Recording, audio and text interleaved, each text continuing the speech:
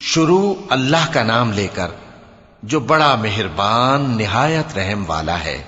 ان فرشتوں کی قسم جو ڈوب کر کافروں کی جان کھینچ لیتے ہیں، اور ان کی جو مومنوں کی جان آسانی سے نکالتے ہیں، اور ان کی جو تیرتے ہوئے جاتے ہیں پھر لپک کر آگے بڑھتے ہیں، پھر دنیا کے کاموں کا انتظام کرتے ہیں کہ وہ دن آ کر رہے گا جس دن وہ زلزلہ آئے گا، پھر اس کے پیچھے اور زلزلہ آئے گا۔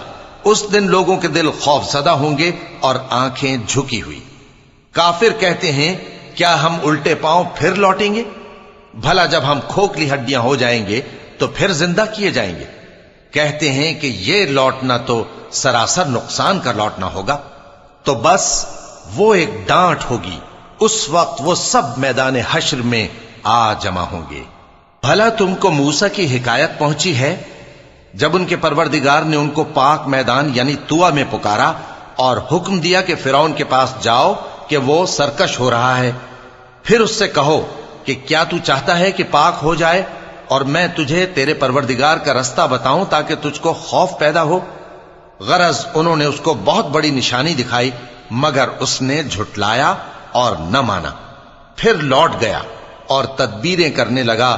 سو اس نے لوگوں کو اکٹھا کیا، پھر بلند آواز سے بولا، سو کہنے لگا کہ تمہارا سب سے بڑا مالک میں ہوں۔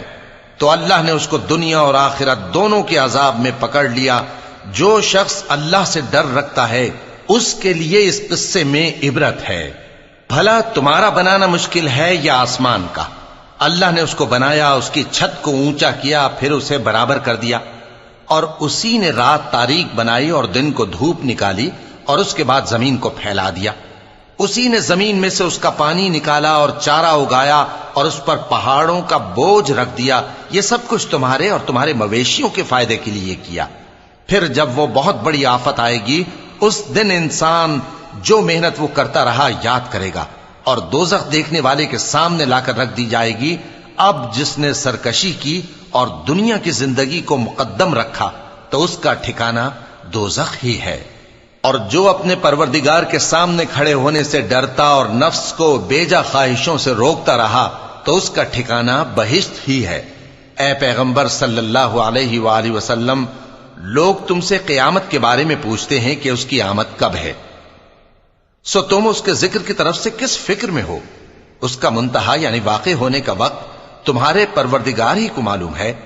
جو شخص اس سے ڈر رکھتا ہے تم تو اسی کو ڈر سنانے والے ہو۔